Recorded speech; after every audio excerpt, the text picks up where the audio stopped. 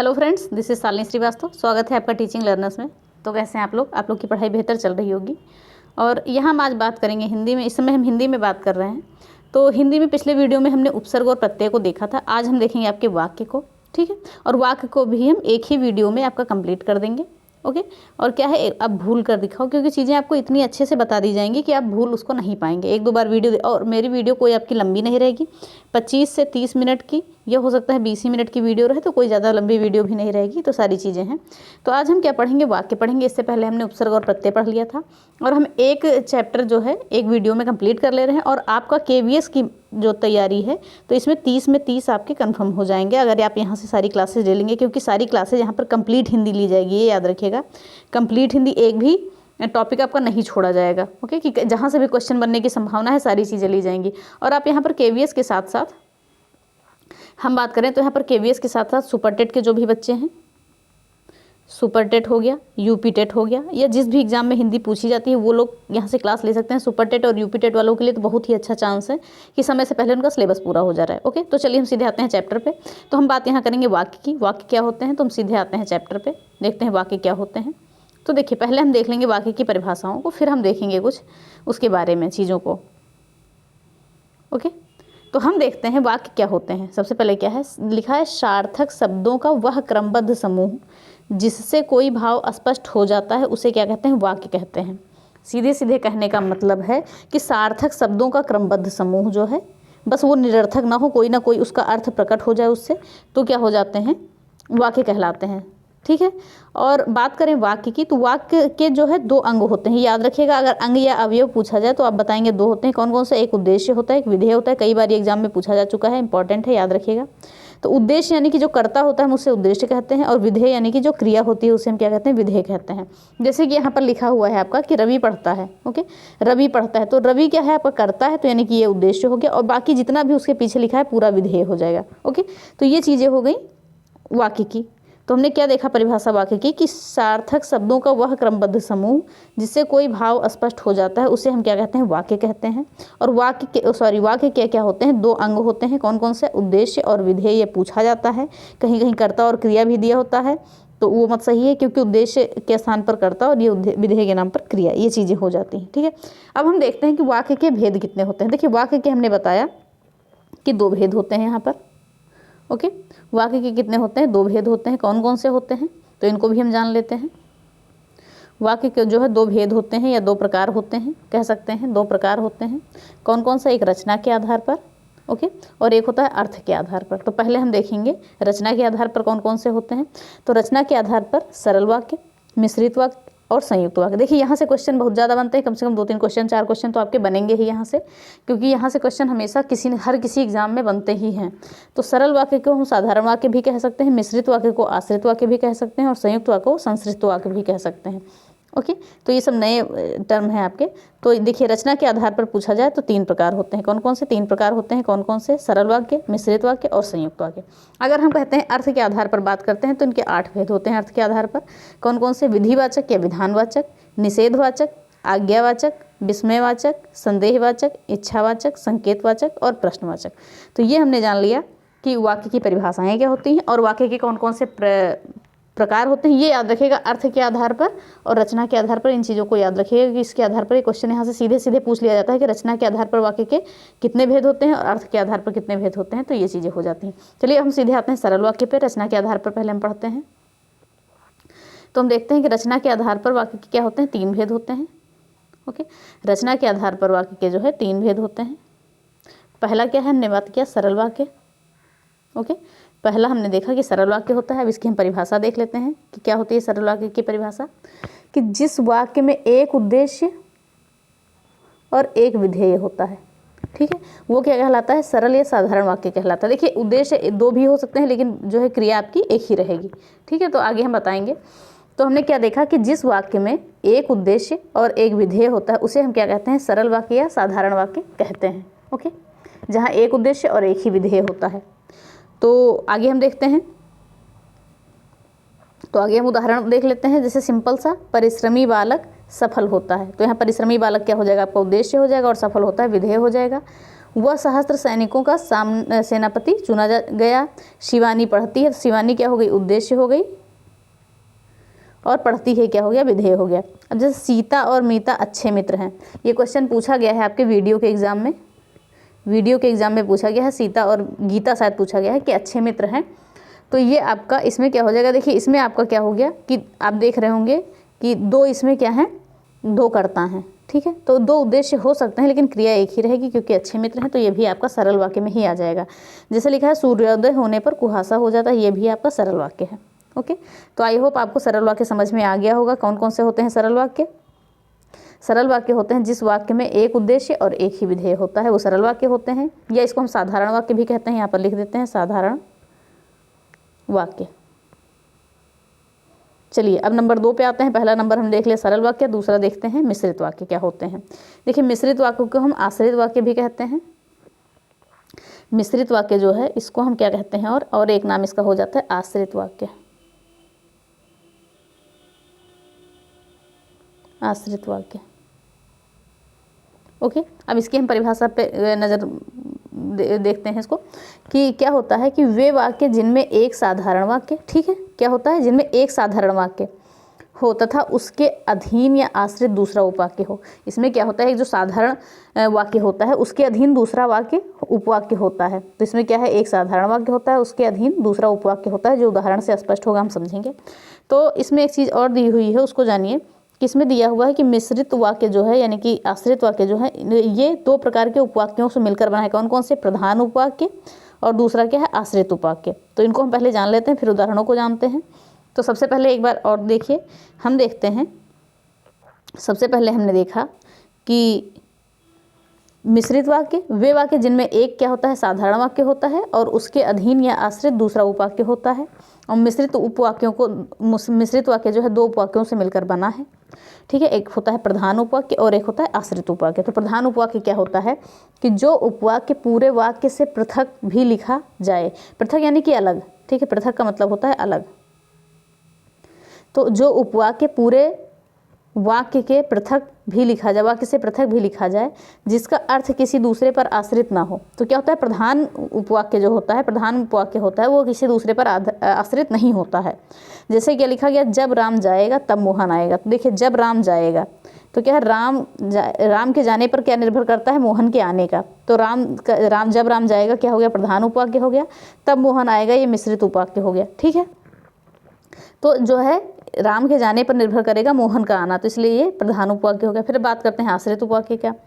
तो लिखा है आश्रित उपवाक्य की परिभाषा क्या है, आश्रित उपवाक्य प्रधान उपवाक्य के बिना पूरा अर्थ नहीं दे सकता। देखिए यहाँ पर क्या था, प्रधान उपवाक्य क्या था, ये किसी पर आश्रित नहीं था, ठीक है। लेकिन आश्रित उपवाक्य जो है ये प्रधान उपवाक्य पर निर्भर है, यानी कि उसके बिना ये अर्थ नहीं दे सकता और यह स्वतंत्र भी नहीं लिखा जा सकता। इसको हम अकेले भी नहीं लिख सकते हैं, ठीक है। जैसे उदाहरण हमने क्या लिखा है, उदाहरण में हमने लिखा है कि इस मेले का उद्देश्य है कि व्यापार में वृद्धि हो। और देखिए एक चीज़ और है, सिंपल सा, सब कुछ बिना जाने आप ये जान लीजिए जहाँ पर कुछ योजक चिन्ह हैं जिनको हम आपको बताने जा रहे हैं, अगर वो वहाँ पर आ जा रहे हैं तो सिंपल सा आप जान जाएंगे कौन से वाक्य कौन होंगे। देखिए यहाँ पर जब तब और किया गया, तो यहाँ से आप पता लगा सकते हैं कि कौन से वाक्य कैसे हैं, ठीक है। तो आते हैं, बात करते हैं योजक चिन्हों की। पहले हम आश्रित वाक्यों के उदाहरण को जान लेते हैं, फिर बात करते हैं योजक चिन्हों के उसके। ओके, तो चलिए बात कर। लिखा है आप जिसे ढूंढ रहे हो वह मैं नहीं हूँ। तो इसमें जिसे क्या हो गया, आपका आश्रित वाक्य हो गया, आश्रित वाक्य की पहचान करने का एक जरिया हो गया। से आप चाहते हैं कि, जहाँ पर की मिल जाएगा, भारत की तरक्की हो। मोहन ने उस युवक को पीटा जिसने जेब काटी थी, क्योंकि मोहन बीमार था इसलिए वह विद्यालय नहीं गया। देखिए यहाँ पर इसलिए का प्रयोग इसलिए किया गया है क्योंकि यह वाक्यों के बीच में है, नहीं तो सिंपल सा प्रयोग होना है तो संयुक्त वाक्य में होगा। ये इसलिए जो है आश्रित वाक्य का आपका हिस्सा नहीं है, या मिश्रित वाक्य का हिस्सा नहीं है, ठीक है। अब देखो कुछ योजक चिन्ह हैं जो यहाँ जो मिल जाएंगे जिस वाक्य में, तो उस वाक्य को जानिएगा आपकी मिश्रित वाक्य है, ठीक है। कुछ योजक चिन्ह ये हैं जिनके आधार पर हम ये पता कर पाएंगे कौन कौन से वाक्य हैं। जैसे कहीं पे ज्यों मिल जा रहा है, जिसका है, जिसकी है, क्योंकि है, चूंकि है, यद्यपि है, जो सो है, जहाँ वहाँ, जिधर उधर, जिस प्रकार उस प्रकार, जैसे वैसे, जब तक, अगर, जिसे, उतना, इतना, जितना की। तो ये सारी चीज़ें हैं। अगर ये चीज़ें किसी भी वाक्य में मिल जा रही हैं तो हम ये जान लेंगे कि वो क्या है, मिश्रित वाक्य है, ठीक है। तो इन योजक चिन्हों को याद कर लीजिए, बाकी कुछ याद करिए या ना करिए, जहाँ पे ये पता चल जाएगा वहाँ पे हम ये जान लेंगे कि कौन सा वाक्य है, सीधे सीधे हम इन योजक चिन्हों से पता लगा पाएंगे। फिर तीसरा हम देखते हैं संयुक्त वाक्य क्या होता है। देखिए नाम से ही स्पष्ट है कि संयुक्त वाक्य क्या होते हैं, तो इसको बताने की आवश्यकता नहीं है। तो हम पहले बात करेंगे संयुक्त वाक्य। ये क्या होते हैं? ये होते हैं जिन वाक्यों में दो या दो से अधिक सरल वाक्य समुच्चय बोधक अवयवों से जुड़े होते हैं। क्या है कि जिन वाक्यों में दो या दो से अधिक सरल वाक्य, जो सरल वाक्य हमने सबसे पहले पढ़ा है वो क्या होते हैं? दो या दो से अधिक सरल वाक्य जो होते हैं समुच्चय बोधक अवयवों से जुड़े होते हैं, उन्हें हम संयुक्त वाक्य कहते हैं। ठीक है। और जो दो वाक्य होते हैं ये सरल वाक्य होते हैं, स्वतंत्र होते हैं दोनों और स्वतंत्र होते हैं, सरल होते हैं और स्वतंत्र होते हैं। ठीक है। तो इन चीज़ों को याद रखिएगा। अब ये कुछ योजक चिन्ह हैं जो इन्हें याद कर लीजिए आप, इनसे आप पहचान कर सकते हैं संयुक्त वाक्य का। और, एवं, या, अथवा, इसलिए, फलतः, फिर भी, परंतु, लेकिन, पर, अतः, तो, नहीं, तो, वह। तो ये सारे जो वाक्य हैं, ये सारे जो शब्द हैं, आप इन शब्दों को याद कर लीजिए और यहाँ से आप ये पता लगा सकते हैं कि यहाँ पर कौन सा वाक्य आपका। तो इन्हीं शब्दों के आधार पर आप जान सकते हैं कि संयुक्त वाक्य है या मिश्रित वाक्य है। तो इन चीज़ों को आप जान लेंगे। चलिए उदाहरण देख लेते हैं। तो उदाहरण हम देखते हैं, लिखा है पहला क्या है? मोहन गरीब है परंतु ईमानदार है। तो परंतु किससे पहचान हम कर लेंगे? ठीक है। ये दोनों देखिए सरल वाक्य आपके हो गए। मोहन गरीब है, वह ईमानदार है, दोनों सरल वाक्य हो गए। रमेश बीमार था, फलतः वह विद्यालय नहीं आया। देखिए बीमार था अलग हो गया और विद्यालय नहीं आया वो भी अलग बात हो गई, दोनों सरल वाक्य हो गए आपके। रात बीत गई तथा सुबह हो गई, सॉरी मुसीबत बोल रहे हैं, रात बीत गई तथा सुबह हो गई। तो तथा क्या हो गया यहाँ पर? आपका पहचान करने का, संयुक्त वाक्य को जोड़ने का जरिया हो गया। ठीक है। तो ये सारे शब्द जहाँ पर आ जाएंगे, परंतु हो गया, फलता हो गया, तथा हो गया, और ये सारे शब्द जहाँ पर हमने आपको बताया और, एवं, या, अथवा, इसलिए, फलता, फिर भी, परंतु, लेकिन, पर, अतः, तो, नहीं, तो और वह। तो ये सारी चीज़ें क्या हो गई? तो ये हमें पता चलेगा कि ये संयुक्त वाक्य है अगर इन चीज़ों को हम कर लेंगे। देखिए कुछ हम आपको वाक्य और बता, जैसे राम आया लेकिन पैसे नहीं लाया। जैसे हम क्या बोल सकते हैं? राम आया लेकिन पैसे नहीं लाया। देखिए लेकिन शब्द का भी हमने यूज कर लिया, लेकिन पैसे नहीं लाया। और दूसरा हम ले लेते हैं कोई भी वाक्य, वर्षा होने लगी और मेढक टर टर करने लगे और बिजली कड़की और पानी बरसा। तो ये सारी चीज़ें हो गई, आ गई आपकी। तो ये तीनों हमने जान लिए। देखिए हमने तीनों आपके जान लिए, रचना के आधार पर तीनों वाक्यों को हमने जान लिया, कौन कौन से सरल वाक्य और मिश्रित वाक्य और संयुक्त वाक्य, और इनके योजक चिन्हों के आधार पर हम पता लगा लेंगे कौन कौन से वाक्य हैं। फिर आगे हम आते हैं अर्थ के आधार पर वाक्य के भेद। ठीक है। अर्थ के आधार पर हम देखते हैं वाक्य के कितने भेद हैं और कौन कौन से भेद होते हैं। तो हमने जहाँ तक अभी पीछे ही जान लिया था कि अर्थ के आधार पर जो है वाक्य के 8 भेद होते हैं। ठीक है। कौन कौन से? विधानवाचक, निषेधवाचक, आज्ञावाचक, प्रश्नवाचक, विस्मयादिबोधक या विस्मयवाचक कह सकते हैं, इच्छावाचक, संकेतवाचक और संदेहवाचक। इतने सारे हो गए हमारे। ठीक है। तो हम सबसे पहले देखते हैं विधानवाचक किसे कहते हैं। पढ़ते हुए चलते हैं, समय भी अधिक नहीं लगाएंगे। तो विधानवाचक वाक्य को हम विधिवाचक भी कहते हैं। ओके, विधानवाचक वाक्य को हम विधिवाचक भी कहते हैं। देखिए इसकी हम पहचान कैसे करेंगे? तो पहचान करने का सिंपल सा तरीका है हमारा कि जिन वाक्यों से हमें एक सूचना या जानकारी प्राप्त होती है, ठीक है, जिन वाक्यों से हमें एक सूचना या जानकारी प्राप्त होती है वो क्या कहलाते हैं? विधानवाचक वाक्य कहलाते हैं। या कह सकते हैं कार्य के होने या उसकी विधि का जहाँ पर बोध होता है वो क्या कहलाते हैं? विधानवाचक या विधिवाचक वाक्य कहलाते हैं। ठीक है। और ये जो विधानवाचक वाक्य है ये सरल वाक्यों के समान ही होता है। देखिए अगर एग्जाम्पल में सिंपल सा दिया जाएगा तो एग्जाम्पल कह रहे हैं, ऑप्शन में आपका विधानवाचक या सरल वाक्य में से एक ही दिया जाएगा। ठीक है। और दोनों के उदाहरण सेम है। जैसे उदाहरण क्या है? राम हमारे अयोध्या के राजा हैं, हिमालय भारत की सर्वश्रेष्ठ चोटी है और शेर गुफा के अंदर है। सिंपल सारे वाक्य हैं, ये आपके विधानवाचक वाक्यों में भी आ जाएंगे और सरल वाक्य में भी आ जाएंगे। तो एक बार हम परिभाषा इसका और जानते हैं कि जिन वाक्यों से हमें एक सूचना या जानकारी प्राप्त होती है वो विधानवाचक वाक्य होता है। या हम कह सकते हैं कार्य के होने या उसकी विधि का बोध होता है। जैसे राम हमारे अयोध्या के राजा हैं, विद्यालय हिमालय भारत की सर्वश्रेष्ठ चोटी है और शेर गुफा के अंदर है। ठीक है। तो ये चीज़ें होंगी। फिर आगे हम देखते हैं अगला वाक्य है निषेधवाचक। जैसे निषेध से ही पता होता है कि यहाँ पर हम बात करने वाले हैं, निषेधवाचक से पता चलता है कि हम बात करने वाले हैं नहीं शब्द की, यानी जिसमें चीज़ें मना हो जाए, मत आ जाए या नहीं आ जाए। ठीक है। मना आ जाए, मत आ जाए या नहीं आ जाए। तो जैसे वाक्य हम देखते हैं कि जिन वाक्यों में नकारात्मक तत्व जोड़े रहते हैं। ठीक है। नकारात्मक तत्व, जहाँ से वाक्यों में नहीं का बोध हो जाएगा, सीधे सीधे हम जान जाएंगे कि निषेधवाचक वाक्य हैं। ठीक है। वहाँ निषेधवाचक वाक्य होता है। यहाँ पर ना होने या इनकार होने का बोध होता है। सिंपल सा उदाहरण क्या हो गया? धूम्रपान करना मना है। ठीक है। आपको आज नहीं आना है, आपको चोरी नहीं करनी चाहिए, जहाँ पे मना, नहीं, मत, ये सारी चीज़ें आ जाएंगी, सारे निषेधवाचक हो जाएंगे। तो यहाँ से आप पहचान कर पाएंगे। तो इतने सारे उदाहरण हमने नहीं बताए हैं। तो विधानवाचक वाक्य और निषेधवाचक वाक्य हमने जान लिया। फिर आगे हम देखते हैं आज्ञावाचक वाक्य। ओके, आगे हम देखेंगे आज्ञावाचक वाक्य को। एक सेकेंड। ओके, तो अब देखते हैं तीसरा हमारा क्या है, आज्ञावाचक वाक्य। तो आज्ञावाचक वाक्य क्या होते हैं? जहाँ कार्य को करने के लिए कहा जाए वहाँ आज्ञावाचक वाक्य होता है, या हम कह सकते हैं जहाँ पर आज्ञा हो, अनुरोध हो, आदेश हो, इन सभी का अगर बोध होता है तो क्या कहलाते हैं? आज्ञावाचक वाक्य कहलाते हैं। कौन कौन से? आज्ञा, अनुरोध या आदेश का बोध हो। जैसे तुम दिल्ली निकल जाओ, क्या किया गया इसमें? आज्ञा दिया गया है या अनुरोध किया गया है, जो भी है। जाओ पापा के लिए चाय लाओ, ठीक है। सदा सत्य बोलो कह सकते हैं इसमें, सदा सत्य बोलो। तो ये सारी चीज़ें जहाँ पर आ जाएंगी वो क्या हो जाएंगे? अब क्योंकि आएगा तो आप वो एग्जाम्पल उसके ऑप्शन से ही पता लगा लेंगे कौन कौन से वाक्य हैं। तो सिंपल सा है आज्ञावाचक वाक्य, जहाँ से किसी को आज्ञा दी जाए या अनुरोध किया जाए या आदेश दिया जाए, तो वो सारे क्या हो जाते हैं? आज्ञावाचक वाक्य हो जाते हैं। फिर हम बात करते हैं प्रश्नवाचक वाक्यों की। ओके, तो हम प्रश्नवाचक वाक्य की बात करेंगे कि जहाँ कुछ पूछा जाए या कोई प्रश्न पूछा जाए, ठीक है, किसी भी चीज़ का प्रश्न किया जाए। और हमेशा ये याद रखिएगा, ये क्वेश्चन मार्क का निशान यहाँ पर आना चाहिए, इसकी पहचान है। जैसे यहाँ कौन आया था, तुम कहाँ जा रहे हो, आप क्या खा रहे हैं, तुम कौन सा कपड़ा ले रहे हो। तो ये सारी चीज़ें हो गई जहाँ पर कोई भी प्रश्न पूछने का आ जाए और जहाँ से उत्तर मिलने की संभावना हो, तो वो क्या हो जाते हैं? प्रश्नवाचक वाक्य हो जाते हैं। और यहाँ पर ये क्वेश्चन मार्क लगा होता है, इसको देखिएगा, ठीक है। फिर आगे की हम बात करेंगे। आगे क्या है हमारा? विस्मयादिबोधक वाक्य। ओके, फिर आगे आता है विस्मयवाचक या विस्मयादिबोधक, हम कह सकते हैं। विस्मयवाचक या विस्मयादिबोधक जहाँ पर क्या होता है? हर्ष, शोक, घृणा आदि भावनाओं का वर्णन हो, क्योंकि पीछे भी हमने बहुत सारी चीज़ें यहाँ पर देख ली हैं। और यहाँ पे आश्चर्य का भी बोध हो। तो और यहाँ पे ये निशान, आप इस निशान से आप पता लगा लेंगे कौन सा वाक्य है। एक्सक्लामेटरी जिसको बोलते हैं, विस्मय चिन्ह है।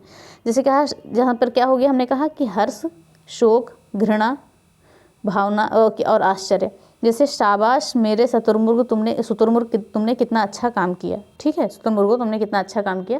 तो ये क्या? हर्ष का विषय है। तो यहाँ पर भी ये सिंपल सा आया। छी ये कितना गंदा दृश्य है, तो ये क्या हो गया? आपका घृणा से संबंधित हो गया। हाँ, और चीज़ें ये हो गई कि हाय उसे क्या हो गया, तो ये शोक से संबंधित हो गया।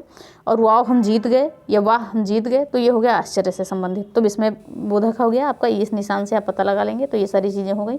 फिर हम बात करते हैं आगे इच्छावाचक वाक्य की। ओके, अब हम बात करेंगे इच्छावाचक वाक्य की। तो इच्छावाचक वाक्य आपके क्या होते हैं? जहाँ इच्छा प्रकट की जाए, ठीक है, इच्छा प्रकट की जाए, शुभकामना, आशीर्वाद दिया जाए, वहाँ इच्छावाचक वाक्य होता है। क्या हो जाए? शुभकामना या आशीर्वाद दिया जाए और इच्छा प्रकट की जाए, वो क्या कहलाते हैं? इच्छावाचक वाक्य कहलाते हैं, ठीक है। जैसे क्या हो? इच्छा किसी की हुई कि आज तो मैं समोसा खाऊंगा, तो क्या हो? इसकी इच्छा हुई है।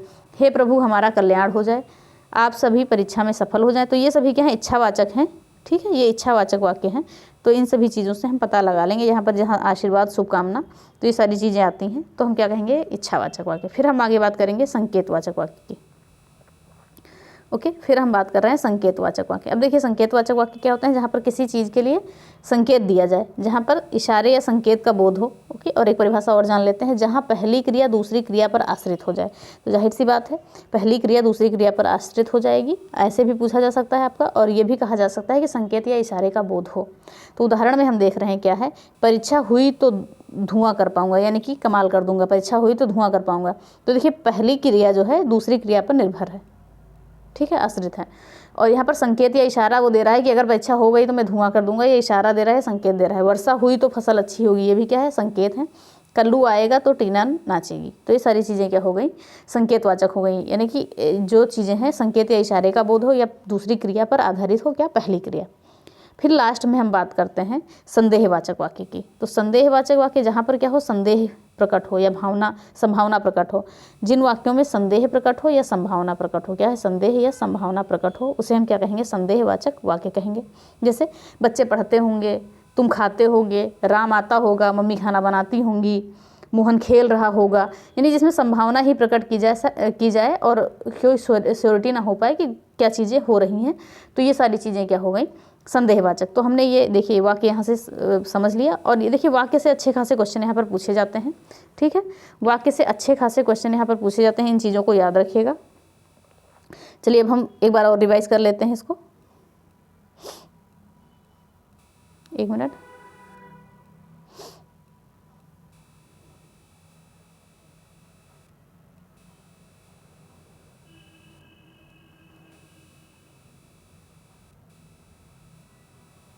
1 सेकेंड।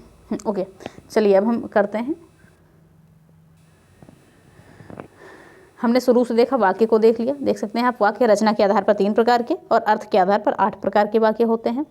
और सभी को हमने जाना, परिभाषा जाना, सरल वाक्य जाना, मिश्रित वाक्य, संयुक्त वाक्य।